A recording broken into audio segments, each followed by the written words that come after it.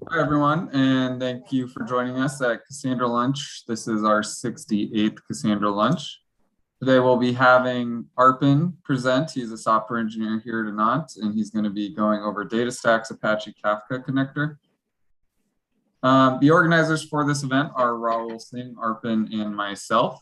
We're always looking for speakers and sponsors. So if there's a technology surrounding Cassandra you would like to learn about and share with us, definitely reach out to us. And we're always looking for people to speak as well as sponsors. So reach out to one of us at the emails listed below. We are part of a larger community. Data Community DC is an inclusive environment, so we encourage people of all races, gender, sexual orientation. Everyone's welcome here, and we expect respect to be given to those people.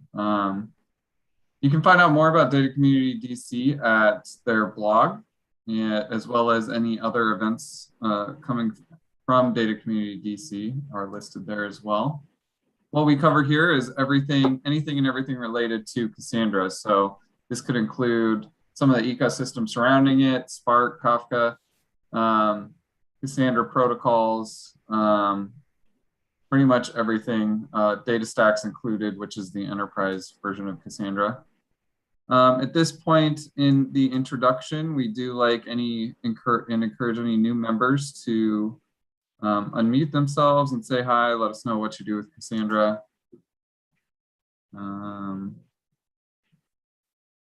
don't know that I see anyone new at first glance, so we can keep moving. Group rules, if you have a question, please just ask it. You can likely drop it in the chat. Arpan will go over his rules for that. But be polite and courteous to others and share what you know. Here at Anant, we deal with real-time data platforms through architecture and stuff like that. So Cassandra is definitely something we work with on a regular basis, as well as the surrounding ecosystem. DataStax is also a partner with us, and we actually have some workshops that our CEO is doing in partnership with DataStax, and I'll get you some more information on that here shortly. George Washington University, also a sponsor, and some of the other program sponsors. If sponsoring a meetup like this is something you'd be interested in doing, you could get yourself advertised here as well. Some of the sponsors to Data Community DC.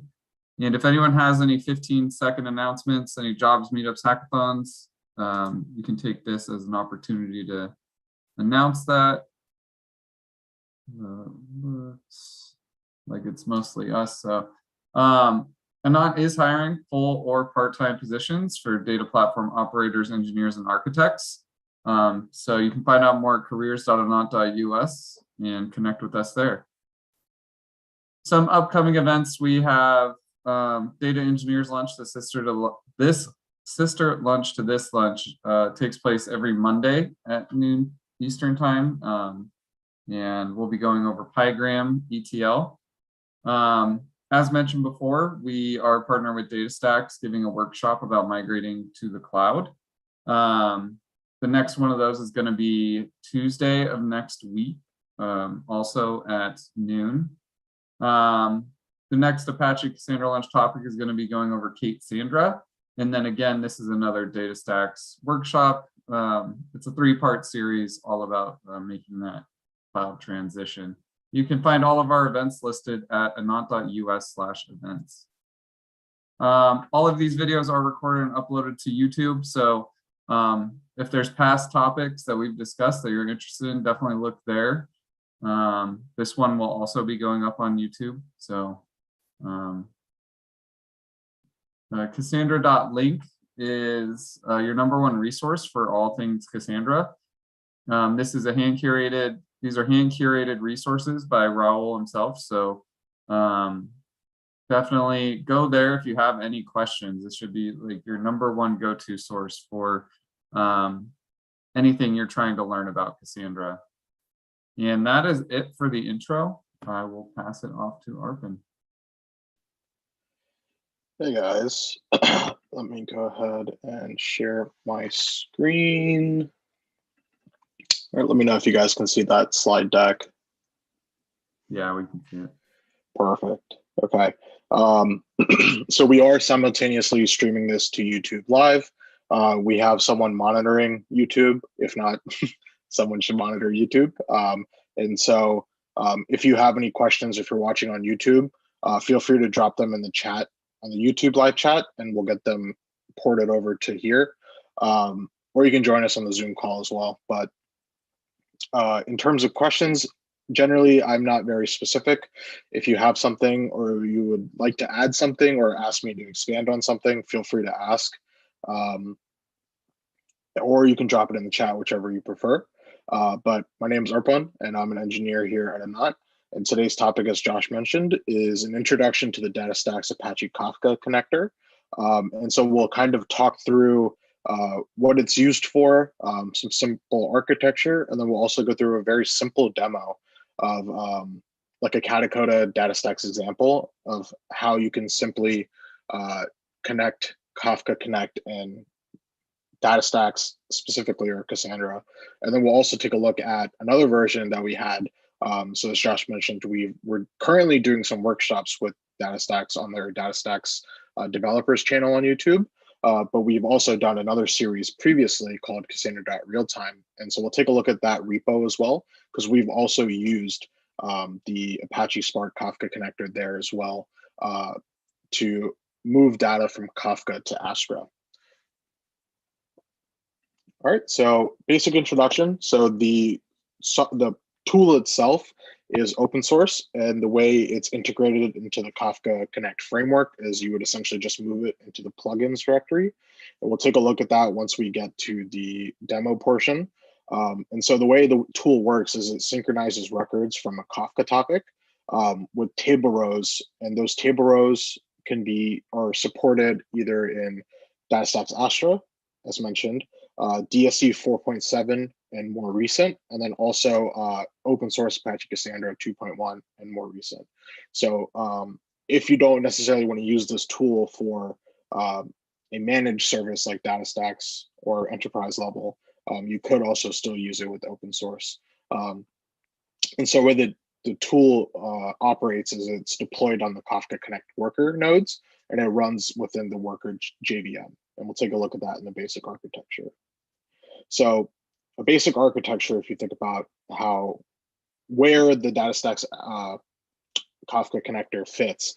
So if we look at ingress data sources that feed into the Kafka servers, the broker aspects, and then we have the Kafka Connect, the workers. Again, as mentioned, the connector falls into the Kafka Connect workers section.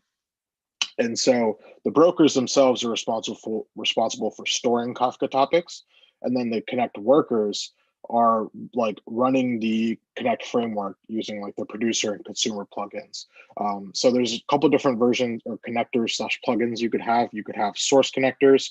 So those push data from original sources to the brokers, which again have the store the topics themselves. And then we have the sync connectors, right? So that's what we're focusing on. So the sync connectors are essentially a way to connect it to the egress portion of the basic architecture. So workers can run one or more instances of the Kafka connector, and essentially, as mentioned, the pull messages from the Kafka topics, and then they write them into the database using and they create database connections using the DSC Java driver. And then again, as mentioned, the DataStax platform, it doesn't have to be DataStax platform. You can use Astra, or you can use open source Apache Cassandra 2.1 and above. So how the writing aspects of how the tool works is that each instance of the connector creates a single session within the cluster. And then each connector instance can also process records from multiple Kafka topics and then write them into multiple database tables. So kind of how we have this image here, right? So we have one instance of the DataStax connector, but we're writing from a single topic into multiple tables within the cycling key space, it looks like. And so the data, when it's pulled from the Kafka topic, it's written to the mapped tables using a CQL batch, which has multiple write statements. Sorry, excuse me. And the map specification binds the Kafka topic to a table column. And we can take a look at that once we look at the Cassandra real-time, but we could also look at that when we get to the demo portion. As I mentioned, the Cassandra real-time is a little bit more of a heavier demo in terms of like it does a lot more, but the concepts are still the same, right? Look at a Kafka topic, put it into Cassandra, whether that be Astra, whether that be DSC. So fields that are omitted from the specification are not included in the write request. And then fields that have null values are also written as unset. And to ensure proper ordering, all records are written using the Kafka record timestamp. And generally those can be viewed or are tracked within the brokers, I believe. And so if you're using multi-cluster or multi-DC setups, you might be inclined to use multiple connectors that have different connect settings. So if you need to talk to within one pipeline, so if you have one Kafka server and you have one DSC instance here, one DSC instance here, data center here, you might have different connections. So you could potentially also use the distributed version of Kafka Connect versus the standalone. And the DataStax connectors, the tasks, the way it's broken down, they store the offsets in a file called config offset topic. So in the event of a failure, the DataStax connector like resumes from the latest recorded location. Right. So some additional information, you can ingest different kinds of data structures from the Kafka topics into Cassandra. That could be primitive types, such as integers and strings. You can also have complex field values, so like JSON formatted, Kafka structures, and Avro. Avro is very popular, so it's somewhat like Avro serialized, right? So it's compressed and generally faster for moving a ton of data.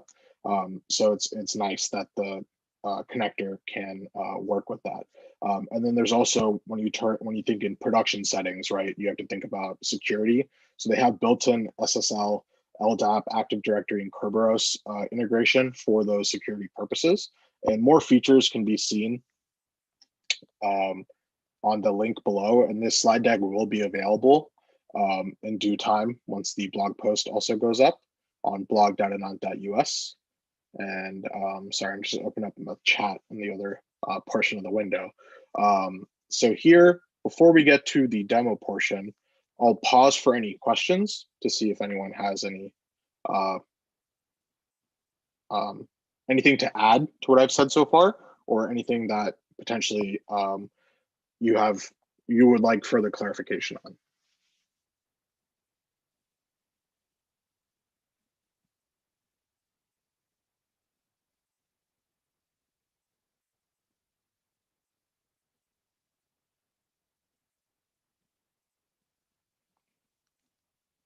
All right. Doesn't look like there's any questions on the Zoom side, but again, if you're watching on YouTube currently, I believe there's a couple second delay. So if you do have a question there, someone will port it over to the Zoom. So we will be able to get to it at a certain point. But again, today's demo, it's going to be kind of two portions. It'll be the Katacoda scenario, which is a basic level. So that way you can see kind of what's happening. And it's very simple. So if you want to follow along on your own, you can. So what the Katacoda scenario will do is it'll create a Kafka topic. We'll configure and start a Kafka Connect worker, again, standalone mode. And then we'll download and configure the DataStax Kafka connector. And then we'll push data from the topic into the Cassandra instance that the Katacoda version has. And then we'll also take a look at the code itself for Cassandra.realtime. If you want to see that code work in action, you can try it on your own via Gitpod. The instructions are on the repo. Or you can also check out the DataStax developers YouTube channel and just look for Cassandra.realtime. And I believe it's in part 3. Part 4 also includes some Spark aspects that are built in that watch the Kafka streams and use Spark streaming as well to pick up records that are going through and doing some ETL on that. So if you are interested in that, go ahead and check it out. So let me exit out of this, and let me switch over to the Katacoda scenario. Can you guys see the scenario? Yes. Yeah. Great. Okay. So while this loads up, we'll take a look at what's happening here. And so the nice thing about Katacoda is that you can just usually click on one of these hyperlinked items and it will show up in your terminal. So there's a couple steps that are happening, but again, it'll be pretty basic. So you can just follow along. I'll send this to you guys in the Zoom chat if you want to do it yourself as well. And if you go to that link and you just scroll all the way to the bottom, you should see the part where it says like start scenario. But yeah, so we're going to create a key space and a demo key space and a demo table using the CQL. And so it's just a basic table of users with last name, first name, email, and it's a simple key space replication factor of 1. So I'm going to go ahead and just press this item. And so it looks like I'll need to copy and paste actually. Actually, maybe I want to press that. Okay, that worked. So actually, let me go back into CQL.sh here and let's do a describe key spaces just to make sure everything came through, and then describe demo.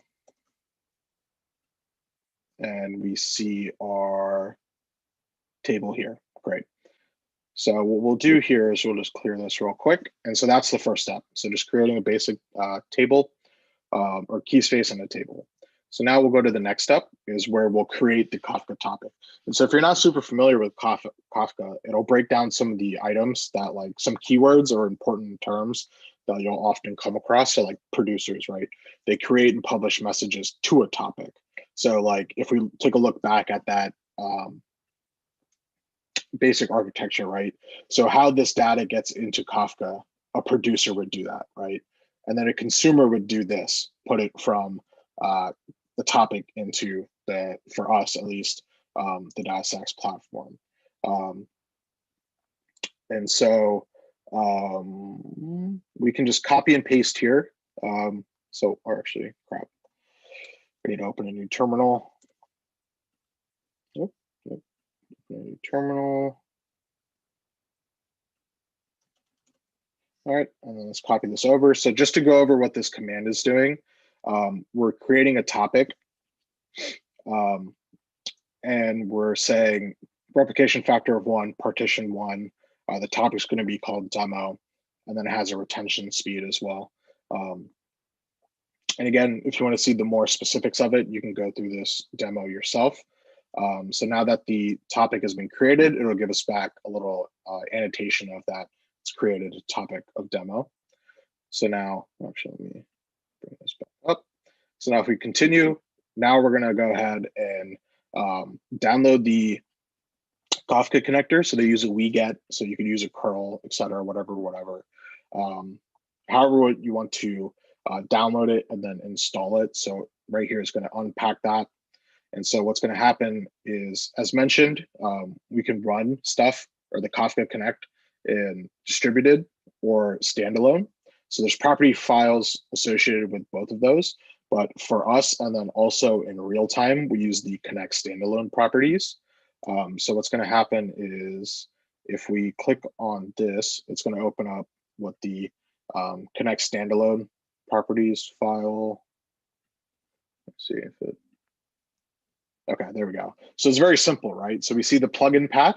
So that's, again, as mentioned, that's the plugin of the Cassandra Connect, Cassandra Apache Kafka Connector. And we point it using the path. And then we also have some other properties set. So we have a string converter, JSON converter, et cetera, et cetera. And so what we're going to do is we need to move the file into the Kafka Connect directory. And so that's going to be done. And now once the Kafka Connect worker starts, it'll be able to read because we've declared the path. All right. So next, we are now going to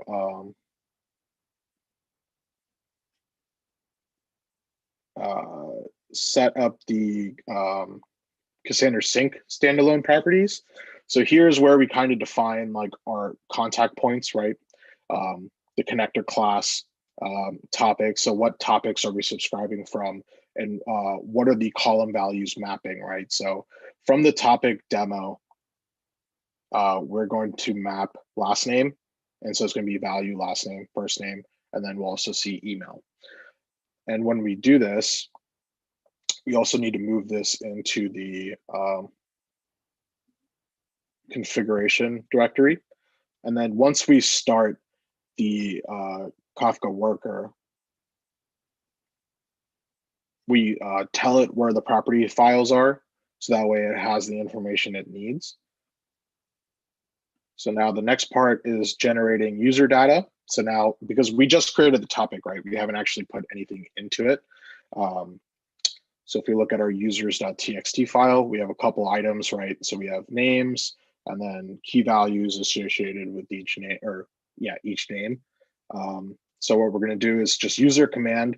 We're going to pipe it. So we're going to get this std out using cat, and then pipe it into a Kafka command producer, which again, producer, putting it into the Kafka topic. I'm just waiting for it to complete.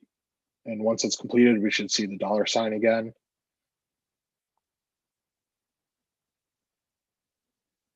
There we go. So now if we clear this out, we hit continue. Now if we go to, excuse me. So as that's happening, right? So Kafka Connect's already running. So once we seeded the topic, it's been picked up and it's been inserted into Cassandra.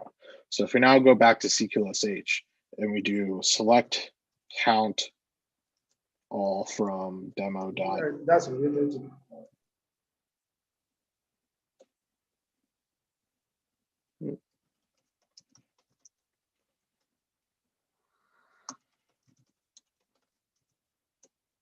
So we got about 15, right? So we got 15 rows. So then if we just do a select all, actually, I can probably just copy this here. There we go. And so we see these data is coming in. So based on the schema or whatever the partition key was for the table, that's how it's being partitioned. But essentially, we get back the data that we put into our Kafka topic. So this is pretty much a very basic example of just getting started with the Apache Kafka connector.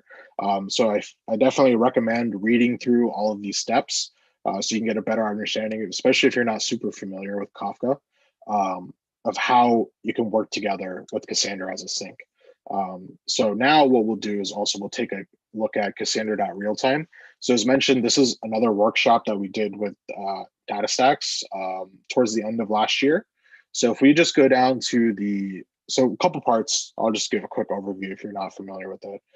We wrote a couple APIs that talk to Astra. And this is based around kind of our leaves system. So if you were on the talk yesterday, what powers Cassandra.Link and what powers our internal knowledge base? And so we're exploring different options of moving it to managed services, and also because Astra has APIs that we can directly talk to with their Node, Python, Java, C++, C#, I think, or .NET, and then their GraphQLs, document APIs, etc. But essentially, we built a couple APIs here that, when given data, do some processing on it, write it to Astra, and then the next one is doing a similar thing but less processing, but also talking to the APIs that we wrote using Kafka, sending those to Astra that way. And there's also another one where it's consuming from Kafka and writing to Cassandra. There's a couple ways we have it set up. So we'll move down to the third option, which is writing to Cassandra using Kafka Connect. So as mentioned here, we've provided a Connect standalone properties example. So like what we saw earlier here, right? It's very simple.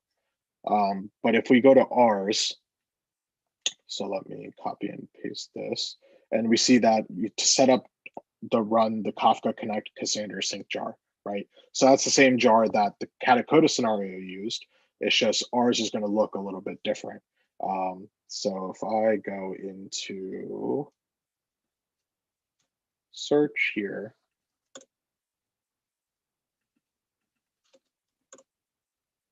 if I can find it,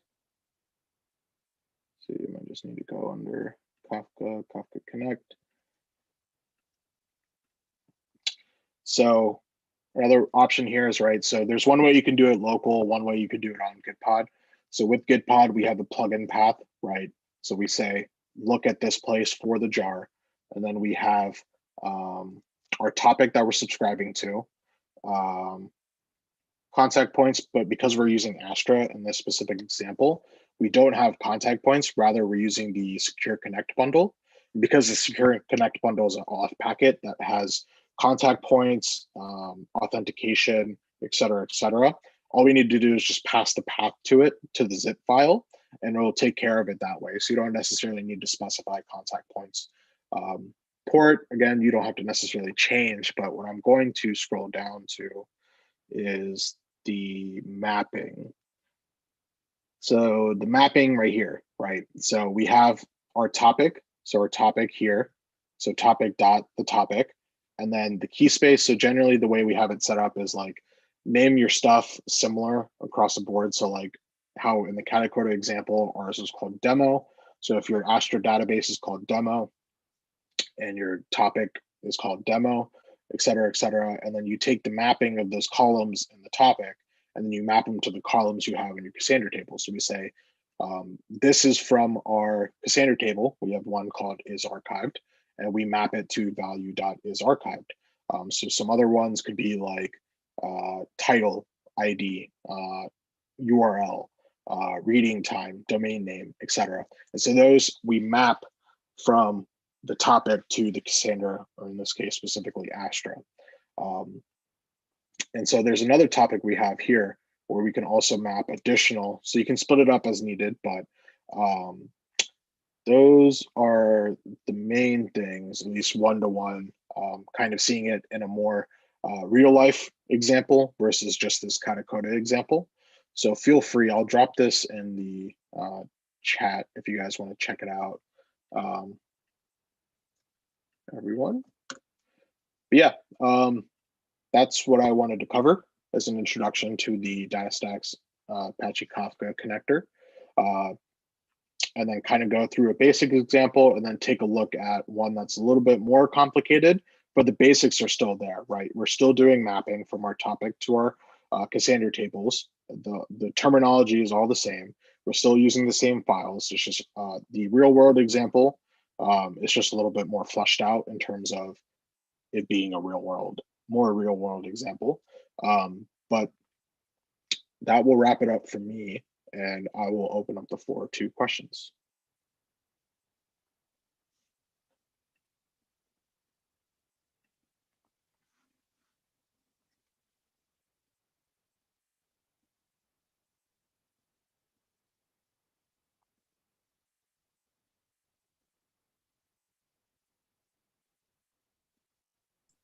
Thanks, Arpin. Can real-time be spun up in Gitpod? Yeah. Well, cool. So if you go into real time and you, let's see, if you just hit this control click on this opening Gitpod, it should, let me copy the link address. And when you paste it in, all you need to do is Gitpod. And then the way, if you want to open up a very specific repo of any of your repos, a shorthand for opening up Gitpod is doing gitpod.io/pound, and then whatever the repo URL is that you're working out of. So when you hit that Gitpod button, this would be your repo, or this would be the URL. So it'd be gitpod.io pound, and then the URL to Cassandra.api, but then also Cassandra.realtime, etc. But if you follow the instructions, you should be able to spin up the APIs. You don't necessarily, if you just want to go jump to the Kafka sessions, you can jump straight to the Kafka Connect part. And because those bypass the APIs, all you would need to necessarily do is just do certain steps from part 1s and part 2 for setting up Astra and just getting your credentials and everything set up. Because Astra, they moved to a token system. So now instead of using your username and password, so we've accounted for it and we've updated the repo and we have updated the README to where that's applicable. So essentially, if you want to jump to writing from Kafka to Cassandra, specifically with Connect, it's a pretty simple setup. Okay, cool. Thank you. Yeah, and also if you have the plugin for Gitpod, generally it'll generate this little button here, so you can quickly just open it up. But that's if you use Gitpod as frequently as I do. Oh, is that It's a good to have. plugin inside of GitHub, or is that like a I believe it's something that you can do when you set up your like your Chrome plugin, and then you give it access to your account repos, and then you can quickly spin it up. Oh, that's pretty cool. Yeah, so if I open it up, continue with GitHub. Okay. And so right now it's spinning up, right? So once it's building, it'll take some time because it's a big repo. But essentially this is it. So now you have a VS Code like VM to work out of within your browser. That you don't have to download anything to your local. You can do everything within your browser.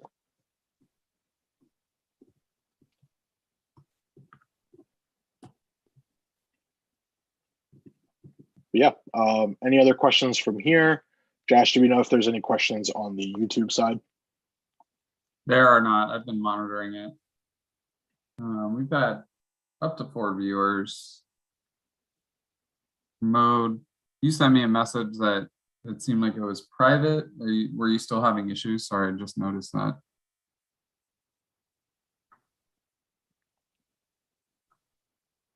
Let me check it out.